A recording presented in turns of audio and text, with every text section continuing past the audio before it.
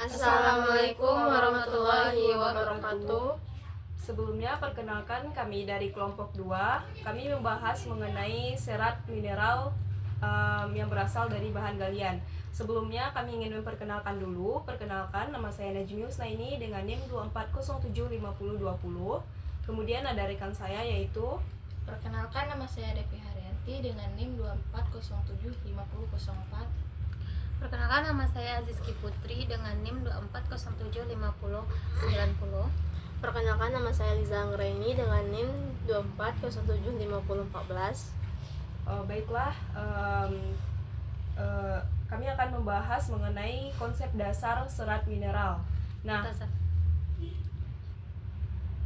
saya akan menjelaskan apa sih itu serat mineral. Nah, serat mineral ini adalah serat yang berasal dari bahan galian atau bahan tambang. Sebelumnya juga kita sudah membahas mengenai serat serat tumbuhan, serat hewan. Nah, sekarang serat yang kami bahas ini berbeda mungkin dari serat-serat sebelumnya. Serat kami ini adalah serat yang berasal dari mineral galian atau bahan tambang. Nah, serat ini juga terbagi menjadi dua, serat mineral alami dan serat mineral buatan. Di mana sendiri serat mineral alami itu adalah serat mineral asbes, dan serat mineral buatan itu ada serat logam, serat keramik, dan serat kaca. Nah, next.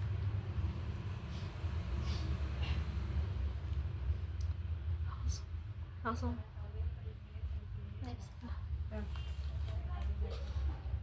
Serat mineral alami itu adalah serat asbes. Nah, serat asbes itu serat yang berasal dari batu karang yang ada di dalam lautan. Nah, batu karang yang ada di dalam lautan itu dikenai oleh oksidasi pantai, yaitu karbon dioksida atau garam di dalam pantai, sehingga membentuk karbon dioksida yang berlebihan. Ketika batu karang itu dipecah, maka terdapat butiran-butiran yang disebut dengan asbes, dikarenakan teroksidasinya batu karang tersebut di dalam lautan. Nah, kemudian asbes ini juga terdapat beberapa morfologi dan cara mendapatkan asbes. Nah, morfologi dari asbes itu sendiri, dengan mikroskop asbes itu diperbesar 17.000 kali, itu akan terlihat seperti bentuk lurus dan tidak padat, tetapi seperti pipa. Nah, jadi jika asbes itu di zoom menggunakan mikroskop 17.000 kali penzooman, itu dia akan berbentuk lurus dan seperti pipa. Kemudian dia berdiameter sekitar berkisar 0,02 sampai 0,04 mikron untuk jenis krisotil dan 0,01 sampai 0,2 untuk jenis amphibol. Kemudian gimana sih cara mendapatkan serat asbes itu sendiri? Nah, serat asbes itu sendiri bisa kita dapatkan melalui silika, magnesium, dan batu kapur, dan oksidasi besi. Seratnya juga sangat tangguh dan fleksibel serta panjang.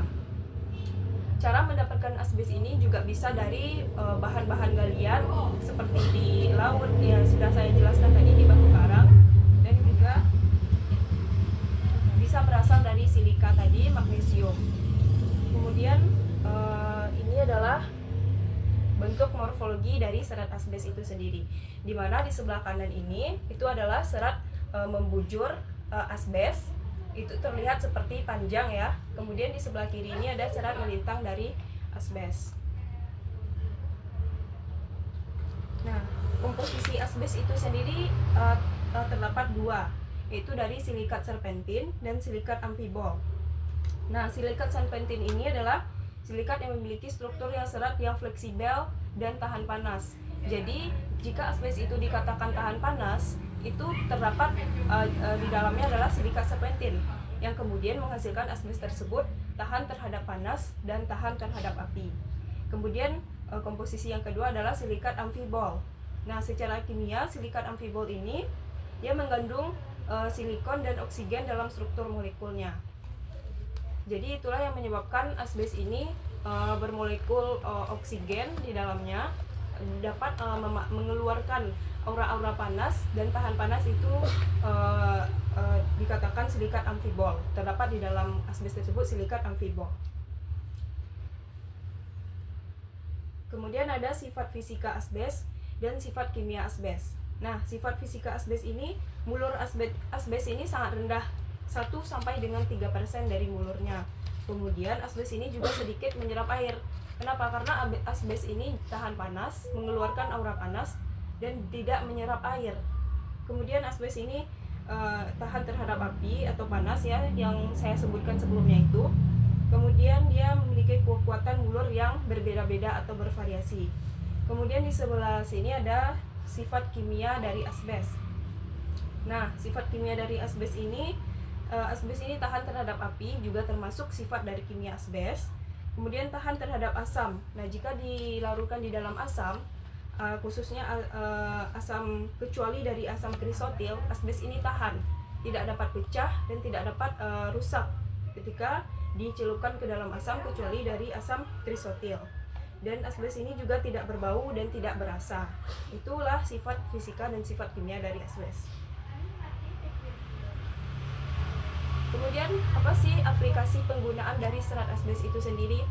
Nah, sudah kita bahas sebelumnya bahwa asbes itu juga tahan panas, tahan terhadap asam, juga tidak menyerap air. Nah, apa sih barang-barang yang cocok untuk kita jadikan serat dari asbes ini?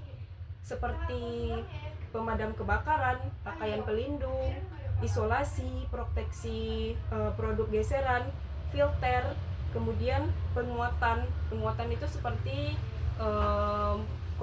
konstruksi di dalamnya terdapat suatu penguat. Nah, bisa kita tambahkan di dalamnya adalah asbes.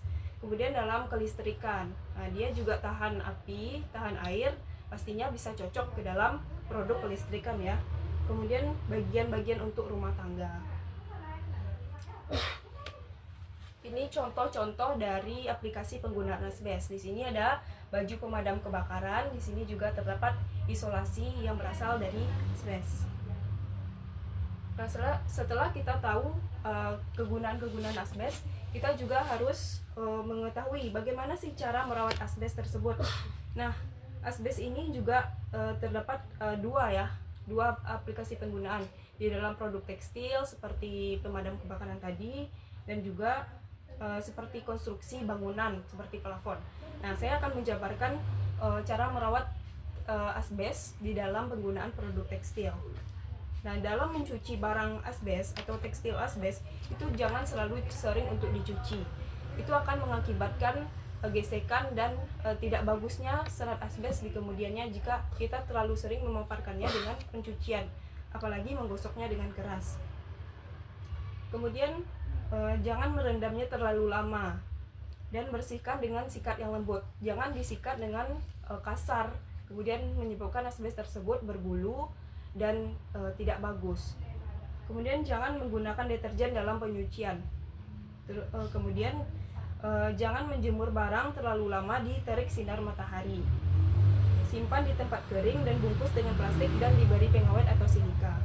Nah, cara merawat asbes dalam aspek konstruksi atau bangunan itu contohnya adalah plafon. Nah, ketika kita membersihkan plafon, kita terlebih dahulu harus menggunakan APD atau pelindung. Dikarenakan apa? Asbes ini adalah salah satu bahan yang cukup berbahaya untuk paru-paru, bisa menyebabkan kanker paru-paru. Jadi jika kita tidak menggunakan APD atau pelindung dalam membersihkan asbes tersebut, itu akan mengenakan paru-paru kita, bisa menyebabkan infeksi. Nah, setelah itu periksa rutin asbes tersebut dan hindari membersihkan asbes dengan cara yang kering. Jadi harus dibasahkan terlebih dahulu genteng tersebut, kemudian baru dibersihkan. Kenapa? Kalau misalkan kita tidak membasahkannya, serat-serat kecil dari asbes itu akan masuk dan terhirup ke dalam paru-paru. Jika kita membasahkannya, itu asbes tersebut akan basah dan tidak mudah terbang kemana-mana. Itu adalah sedikit penjabaran tentang cara merawat serat asbes.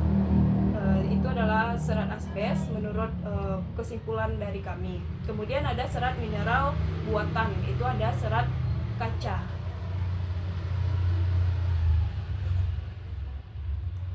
Nah, serat kaca ini akan dijelaskan oleh rekan saya Azizki. Jadi di sini saya akan menjelaskan mengenai serat mineral buatan dari kaca. Jadi apa sih serat mineral buatan dari kaca itu? Jadi serat mineral buatan dari kaca itu adalah serat yang didapatkan dari kaca cair berupa plastik yang diperkuat oleh resin. Nah, jadi di sini setelah kita mengetahui apa itu serat kaca, jadi kita harus mengetahui apa itu morfologi dari serat kaca. Jadi serat kaca ini memiliki diameter yang sangat tipis. Jadi kenapa dia dikatakan serat mineral buatan ini sangat tipis? Karena diameternya itu hanya sekitar 0,05 mm. Memang sangat-sangat tipis. Yang kedua itu memiliki struktur halus dan tidak kasar. Dan yang ketiga itu serat kaca ini dapat dipintau menjadi benang dan ditenun menjadi sebuah kain. Nah, cara untuk mendapatkan serat kaca ini yaitu karena dia merupakan serat mineral buatan. Jadi cara mendapatkannya itu yang pertama mencampurkan kaca cair dengan resin. Jadi untuk perpaduannya yaitu 1:1. Misalnya nih kayak campuran kaca cair itu 500, jadi untuk resinnya juga 500 karena perbandingan rumusnya itu 1:1. Lah setelah pencampuran kaca cair ditambah resin atau penguat tadi 1:1, bisa ditambahkan katalis kurang lebih 10 hingga 12 tetes agar memperkuat serat yang ada dalam serat kaca buatan tersebut. Nah, setelah ditambahkan dengan katalis tadi, jadi serat kaca ini bisa ditarik menjadi benang dan ditenun menjadi kain. Jadi inilah bentuk morfologi dari serat kaca, yaitu yang ini secara melintang dan yang di sebelah kiri ini adalah serat morfologi secara membujur. Nah, setelah kita mengetahui dari bentuk morfologi serat kaca ini, yaitu kita masuk kepada komposisi serat kaca. Apa-apa aja yang ada dalam serat kaca, yaitu yang pertama serat kaca yang diperkuat oleh resin sebagai matrik. Jadi serat kaca ini harus memiliki resin sehingga dia menjadi kuat karena memang memiliki sifat kimia gitu ya. Yang kedua itu silika. Jadi di dalam komposisi serat mineral kaca buatan ini juga terdapat silika sekitar 50-60%. Jadi bisa dikatakan 1/2 dari komposisi serat kaca itu terdapat silika ya. Yang ketiga itu ada oksida kalsium. Yang keempat itu boron, dan yang kelima yaitu natrium, keenam aluminium, dan yang ketujuh itu besi.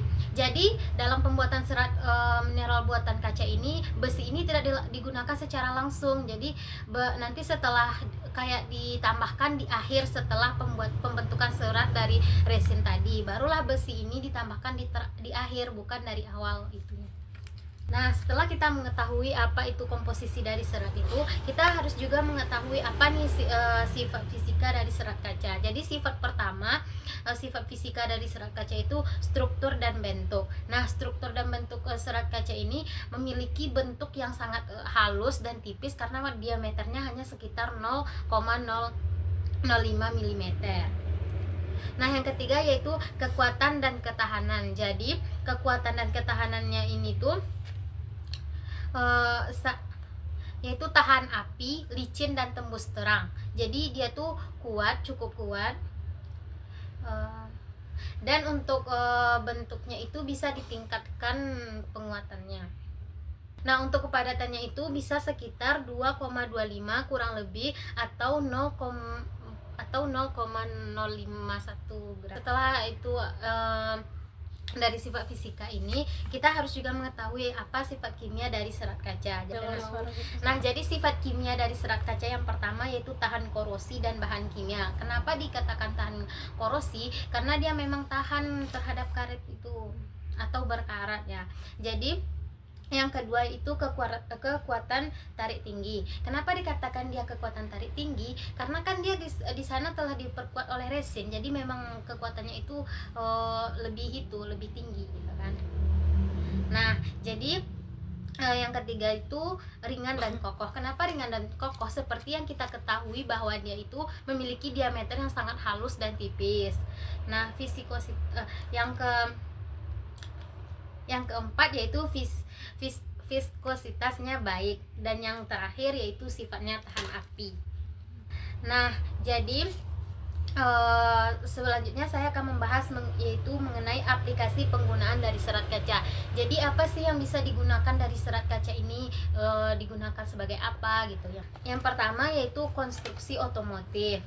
Nah, bisa digunakan dalam pembuatan bodi mobil atau kapal dan bangunan. Kenapa dikatakan begitu? Karena dia sangat kokoh dan tahan korosinya yang tadi. Yang kedua yaitu komposit material. Fiberglass berfungsi sebagai penguat dalam plastik. Kenapa dia dikatakan penguat? Kan karena dia mengandung resin tadi kan. Jadi sehingga bahan yang digunakan dari serat kaca ini dia tahan korosi dan kuat gitu. Nah, yang ketiga itu konstruksi beton, yaitu untuk meningkatkan kekuatan lentur. Jadi dalam konstruksi beton ini dia sangat digunakan karena dia kuat dan tahan dari dan tidak mudah rusak lah gitu intinya kan.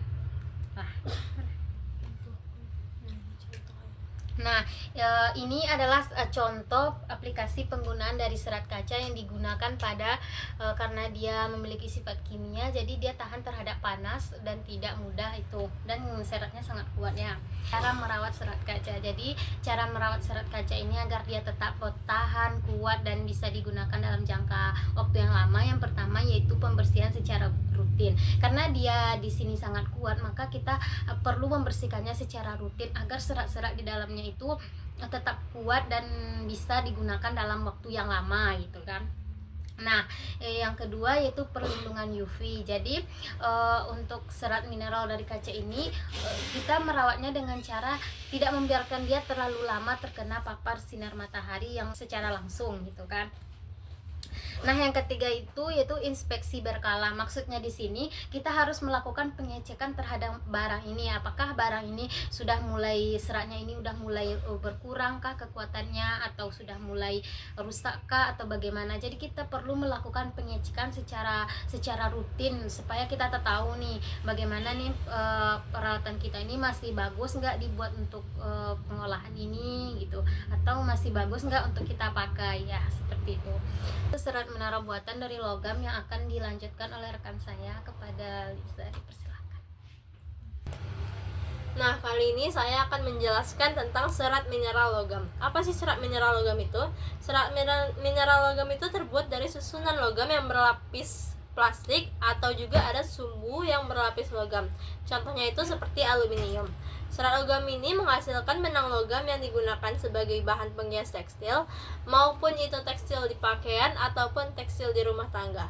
Contoh bahan tekstil yang ada di pakaian itu seperti benang-benang yang ada di songket. Selanjutnya morfologi serat logam.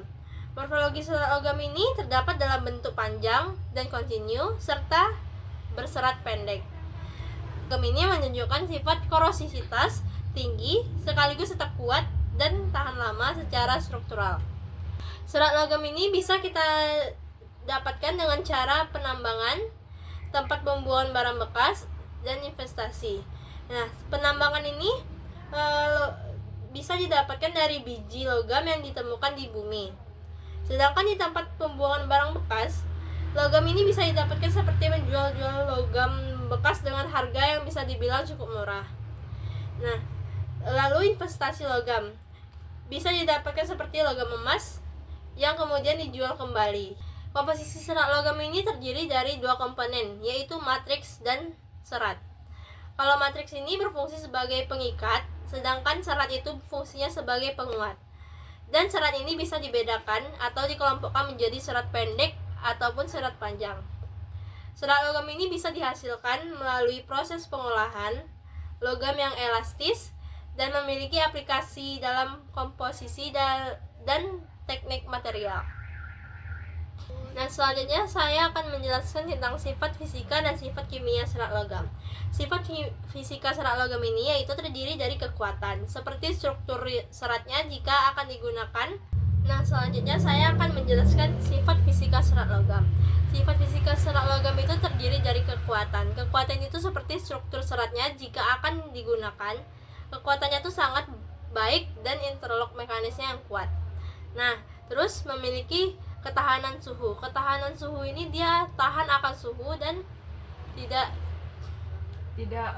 jadi maksudnya di sini adalah ketahanan suhu. serat logam itu tahan terhadap suhu dan tidak mudah untuk berkarat. Nah, berikutnya juga tahan terhadap korosi itu ada sangkut pautnya dengan tahan terhadap suhu. Jika dia tahan terhadap suhu yang panas atau dingin, dia tidak mudah untuk berkarat. Itu dimaksud dengan tahan terhadap korosi. Nah, kemudian dia fleksibilitas. Nah, kemudian fleksibilitas. Fleksibilitas itu dia mudah dibentuk. Maksud mudah dibentuk ini, logam memiliki sifat yang mudah direnggangkan atau mudah dibentuk apapun. Jadi dia tidak kaku kalau ketika dibentuk gitu.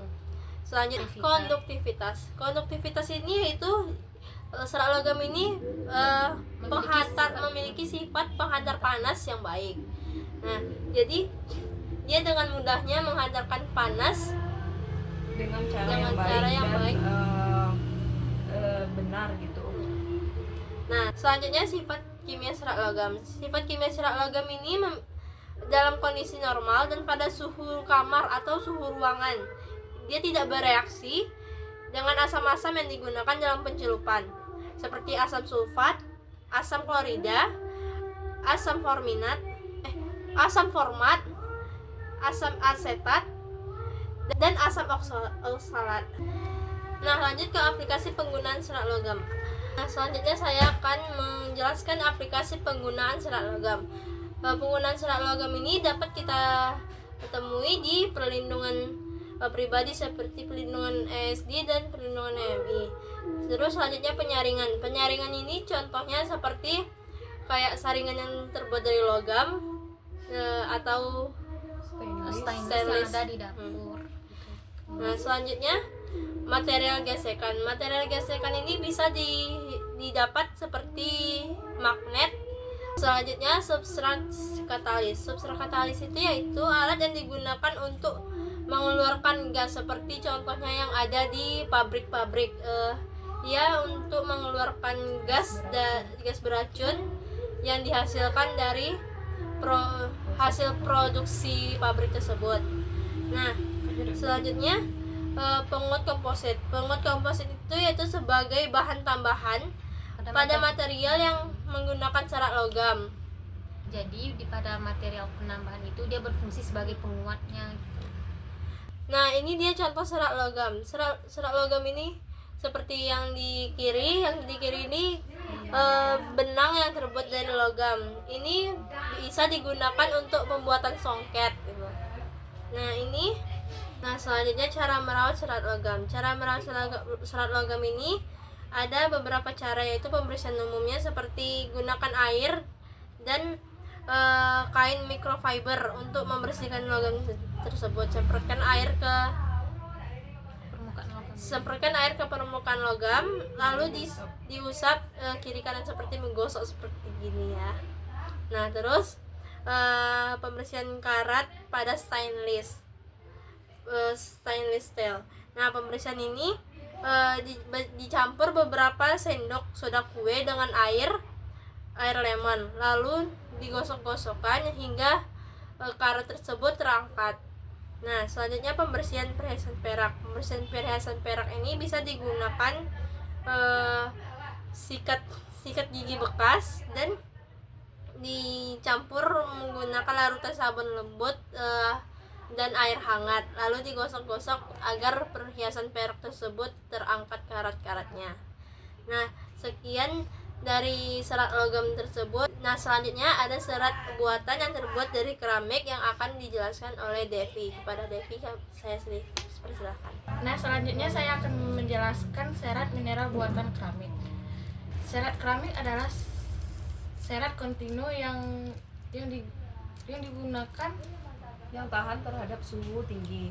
Nah, jadi serat keramik ini adalah serat yang berasal dari bahan keramik.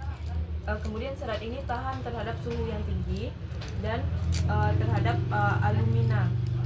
Serat keramik ini juga bersifat kontinu dan dalam kelas umum serat non oksida dan serat oksida. Selanjutnya ada morfologi serat keramik yang terdapat, yaitu bentuk. Nah, bentuk morfologi dari serat keramik itu diantaranya adalah bentuk. Maksudnya adalah serat keramik ini bersifat kontinu. Kontinu itu lurus dan tidak ada belok-beloknya. Jadi sifat morfologinya itu lurus. Kemudian berongga. Serat keramik ini memiliki rongga di antara serat-seratnya tersebut.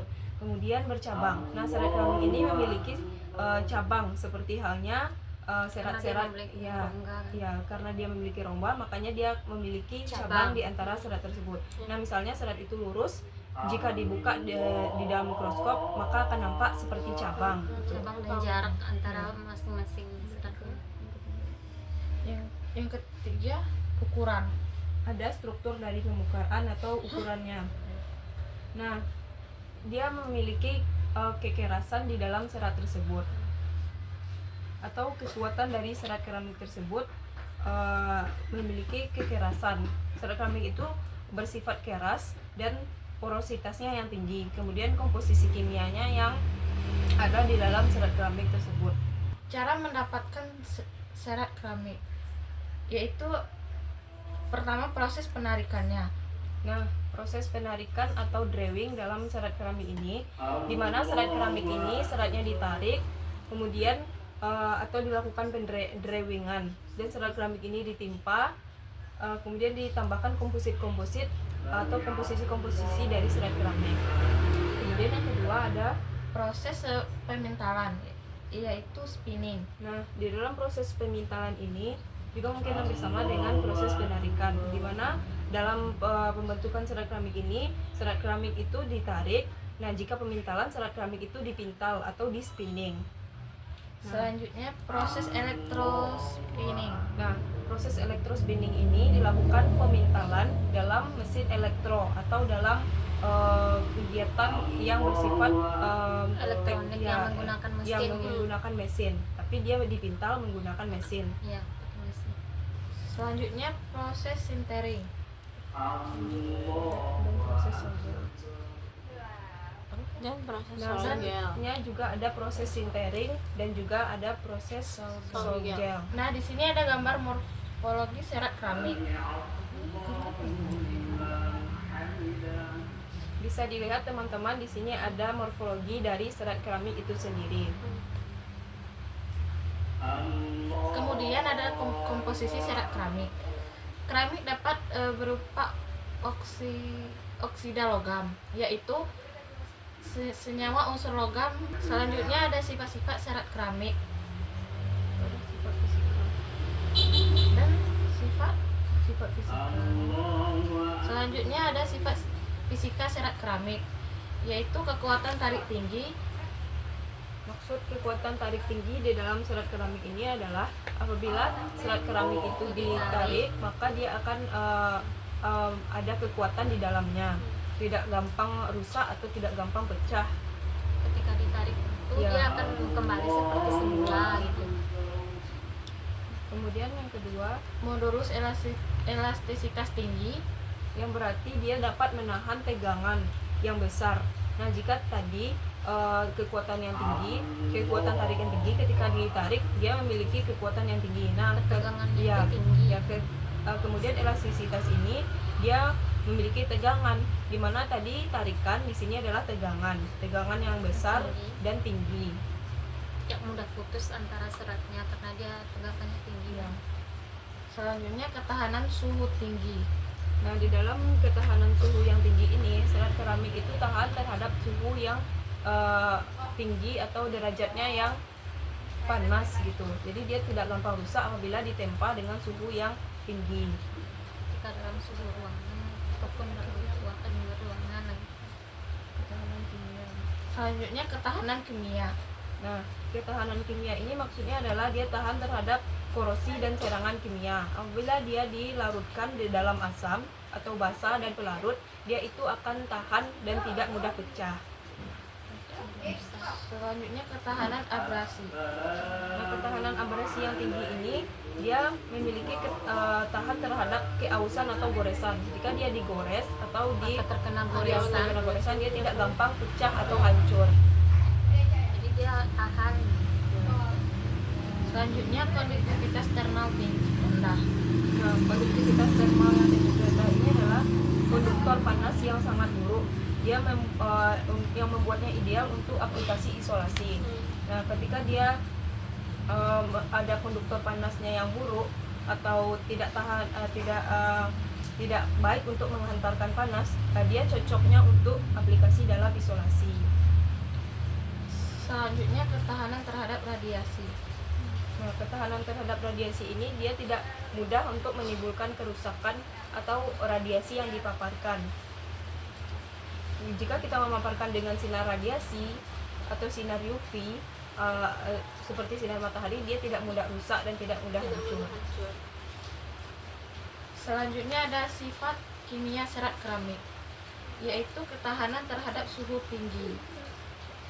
Keramik Nah, udah.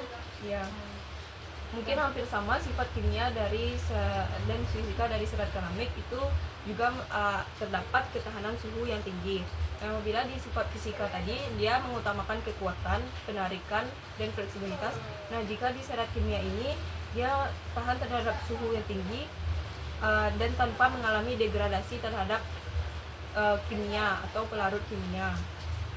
Yang kedua, Selanjutnya kestabilan kimia. nah dia juga stabil ketika dipaparkan dengan reaksi-reaksi kimia, dia stabil dan tidak mudah rusak gitu. Tahan terhadap, cocok untuk di lingkungan yang korosif. Selanjutnya kekuatan mekanik. Nah, kekuatan mekanik ini serat keramik itu ketika kita tarik itu memiliki kekuatan yang tinggi. Meskipun serat keramik ini ringan, serat keramik ini memiliki kekuatan tarik yang tinggi. Maksudnya adalah kekuatan mekanik ketika ditarik itu tinggi. Yang selanjutnya isolasi thermal. Isolasi termal juga terdapat seperti isolator yang efektif, menghantar jika konduktivitas termalnya yang rendah, tetapi isolasi atau isolatornya yang tinggi. Selanjutnya ketahanan terhadap oksidasi. Tahan terhadap oksidasi adalah tahan terhadap oksigen atau suhu udara. Ketika dipaparkan oleh udara atau suhu, dia tidak gampang terhadap korosi atau terhadap karat. Dan tidak mudah hancur. Ya, tidak mudah hancur.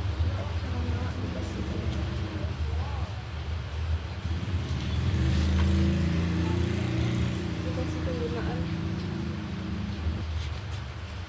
Selanjutnya ada cara merawat serat keramik. Yang pertama, sapu dan vakum digunakan untuk membersihkan kotoran atau debu yang menempel pada ubin keramik. Yang kedua, mengepel. Mengepel itu adalah kegiatan untuk memberi basahan di dalam di atas ubin keramik. Apabila kita sudah menyapunya atau membersihkan debu, itu pasti ada butiran-butiran debu yang menempel. Nah, itu bisa kita lakukan pengepelan atau proses pembasahan lantai atau ubin keramik tersebut. secara lebih lanjut. Ya. Yang ketiga, bersihkan tumpahan secepatnya. Begitu ada yang tumpah, Tumpah seperti minuman atau yang mengotori lantai, maka langsung segera dibersihkan gitu. yang keempat, gunakan keset.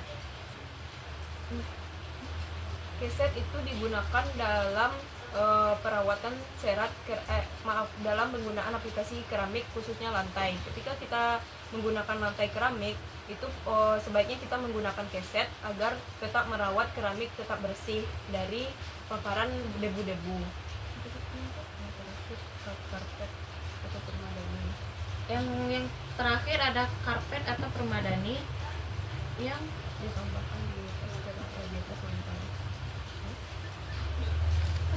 Nah, yang terakhir adalah menambahkan karpet atau permadani di atas ubin keramik.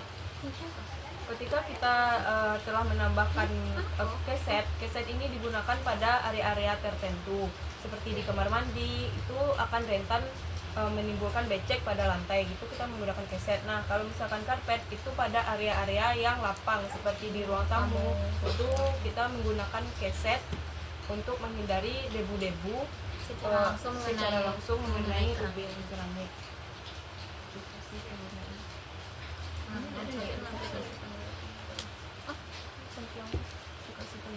ini nggak ada ya?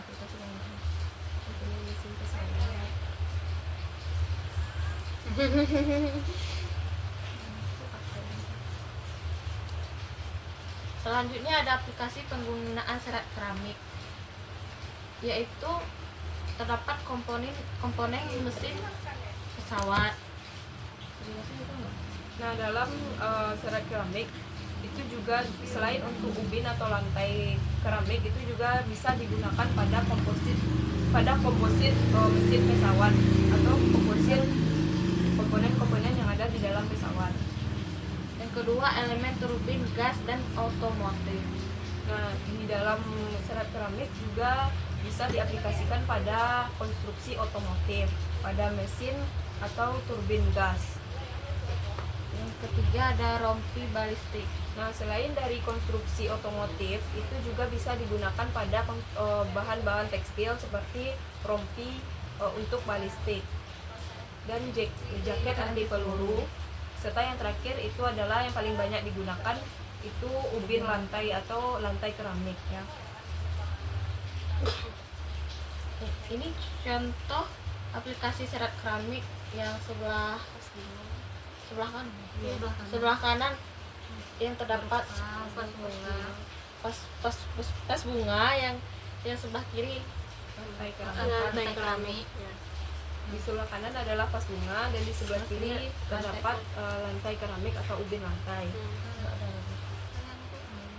Baik, mungkin itu saja paparan materi yang dapat kami sampaikan mengenai serat mineral baik alami maupun buatan.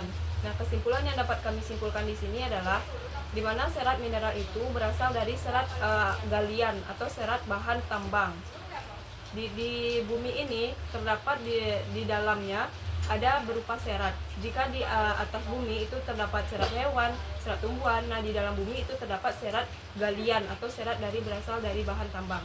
Nah, juga terdapat dua bagian alami dan buatan, di mana alami itu asbes dan buatan itu ada serat keramik, serat logam dan serat kaca. Mungkin lebih banyak lagi serat-serat buatan yang ada di mineral ini, di mineral buatan, tetapi kami hanya meringkas 3 serat mineral buatan, yaitu serat kaca, keramik, dan logam. Itu saja yang dapat kami presentasikan. Lebih kurang mohon maaf. Wabillahi taufiq wal hidayah. Assalamualaikum warahmatullahi wabarakatuh. Ini lagi. Maksudnya di sini adalah oksida logam, itu terdapatnya unsur logam dan oksigen di dalam keramik itu sendiri. Kemudian ada keramik tingkat lanjut merupakan senyawa unsur logam dan karbon, nitrogen atau sulfur. Nah, jadi di dalam serat keramik itu terdapat karbon, nitrogen atau sulfur yang membentuk keramik itu sendiri. Selanjutnya ada sifat fisika serat keramik, yaitu kekuatan tarik tinggi. Maksud kekuatan tarik tinggi di dalam serat keramik ini adalah apabila serat keramik itu ditarik, maka dia akan ada kekuatan di dalamnya, tidak gampang rusak atau tidak gampang pecah. Ketika ditarik itu Ya. dia akan kembali seperti semula gitu. Kemudian yang kedua, Modulus elastisitas tinggi, yang berarti dia dapat menahan tegangan yang besar. Nah, jika tadi kekuatan yang tinggi, kekuatan tarik yang tinggi, ketika ditarik dia memiliki kekuatan yang tinggi. Nah, Ketegangannya ya, itu tinggi. ya, kemudian elastisitas ini dia memiliki tegangan, di mana tadi tarikan di sini adalah tegangan yang besar dan tinggi. Tidak mudah putus antara seratnya karena dia tegangannya tinggi. Ya. selanjutnya ketahanan suhu tinggi. Nah, di dalam ketahanan suhu yang tinggi ini, serat keramik itu tahan terhadap suhu yang tinggi atau derajatnya yang panas gitu. Jadi dia tidak gampang rusak apabila ditempa dengan suhu yang tinggi. Ketika dalam suhu ruangan ataupun dalam ruangan lagi. Ketahanan kimia. Selanjutnya ketahanan kimia. Nah, ketahanan kimia ini maksudnya adalah dia tahan terhadap korosi dan serangan kimia. Apabila dia dilarutkan di dalam asam atau basa dan pelarut, dia itu akan tahan dan tidak mudah pecah.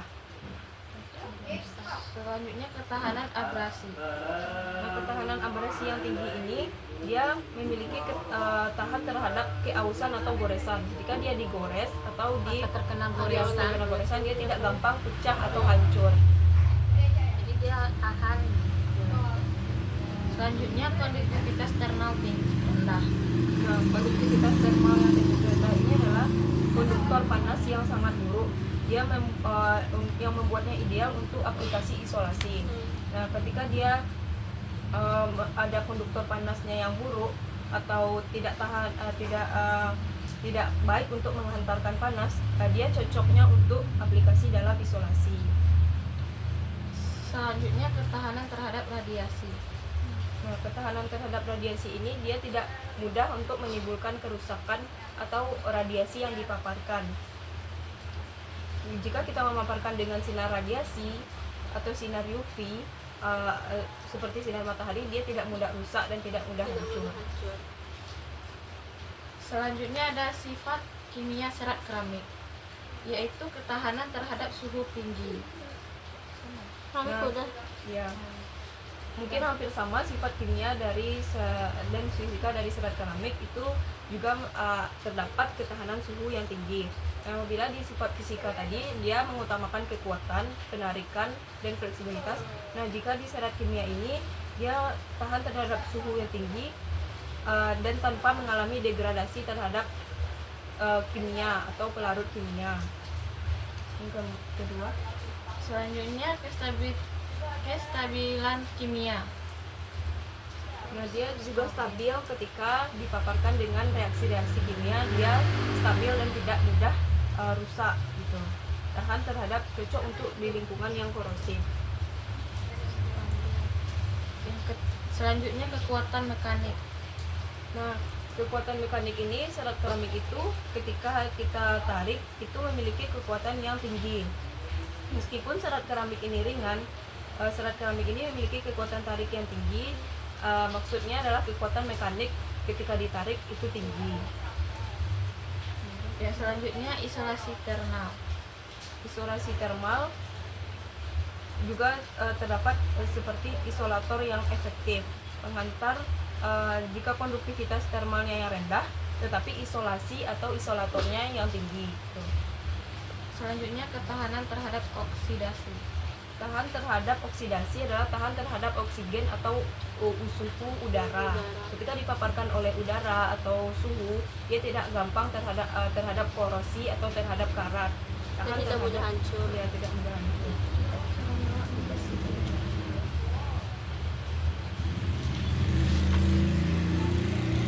Aplikasi penggunaan. Selanjutnya ada cara merawat serat keramik. Yang pertama, sapu dan vakum digunakan untuk membersihkan kotoran atau debu yang menempel pada ubin keramik. Yang kedua, mengepel. Mengepel itu adalah kegiatan untuk memberi basahan di dalam di atas ubin keramik. Apabila kita sudah menyapunya atau membersihkan debu, itu pasti ada butiran-butiran debu yang menempel. Nah, itu bisa kita lakukan pengepelan atau proses ya, pembasahan. pembasahan lantai atau ubin keramik tersebut. Secara lebih lanjut. Ya. Yang ketiga, bersihkan tumpahan secepatnya. Begitu ada yang tumpah, Tumpah seperti minuman atau yang mengotori lantai, maka langsung segera dibersihkan gitu. yang keempat, gunakan keset. Keset itu digunakan dalam perawatan dalam penggunaan aplikasi keramik khususnya lantai. Ketika kita menggunakan lantai keramik itu sebaiknya kita menggunakan keset agar tetap merawat keramik tetap bersih dari paparan debu-debu. Nah, yang terakhir adalah menambahkan karpet atau permadani di atas ubin keramik. Ketika kita telah menambahkan keset ini digunakan pada area-area tertentu seperti di kamar mandi, itu akan rentan menimbulkan becek pada lantai, gitu kita menggunakan keset. Nah, kalau misalkan karpet itu pada area-area yang lapang seperti di ruang tamu, itu kita menggunakan keset untuk menghindari debu-debu Secara langsung mengenai mengenai ubin keramik. Ini ada aplikasi penggunaan serat keramik, yaitu terdapat komponen mesin pesawat. Nah, dalam serat keramik itu juga selain untuk ubin atau lantai keramik itu juga bisa digunakan pada komposit mesin pesawat atau komposit komponen-komponen yang ada di dalam pesawat. Yang kedua, elemen turbin gas dan otomotif. Nah, di dalam serat keramik juga bisa diaplikasikan pada konstruksi otomotif, pada mesin atau turbin gas. Yang ketiga ada rompi balistik. Nah, selain dari konstruksi otomotif, itu juga bisa digunakan pada bahan-bahan tekstil seperti rompi untuk balistik dan jaket anti peluru. Serta yang terakhir itu adalah yang paling banyak digunakan itu ubin lantai atau lantai keramik ya. Ini contoh aplikasi serat keramik yang sebelah kanan. Sebelah kanan yang terdapat pas bunga. pas bunga, yang sebelah kiri Lantai keramik. Lantai keramik. Ya. Di sebelah kanan adalah vas bunga dan di sebelah kiri terdapat lantai keramik atau ubin lantai. Baik, mungkin itu saja paparan materi yang dapat kami sampaikan mengenai serat mineral baik alami maupun buatan. Nah, kesimpulan yang dapat kami simpulkan di sini adalah di mana serat mineral itu berasal dari serat galian atau serat bahan tambang. Di bumi ini terdapat di dalamnya ada berupa serat. Jika di atas bumi itu terdapat serat hewan, serat tumbuhan, nah di dalam bumi itu terdapat serat galian atau serat berasal dari bahan tambang. Nah, juga terdapat dua bagian alami dan buatan, di mana alami itu asbes dan buatan itu ada serat keramik, serat logam dan serat kaca. Mungkin lebih banyak lagi serat-serat buatan yang ada di mineral buatan, tetapi kami hanya meringkas 3 serat mineral buatan, yaitu serat kaca, keramik, dan logam. Itu saja yang dapat kami presentasikan. Lebih kurang mohon maaf. Wabillahi taufiq wal hidayah. Assalamualaikum warahmatullahi wabarakatuh.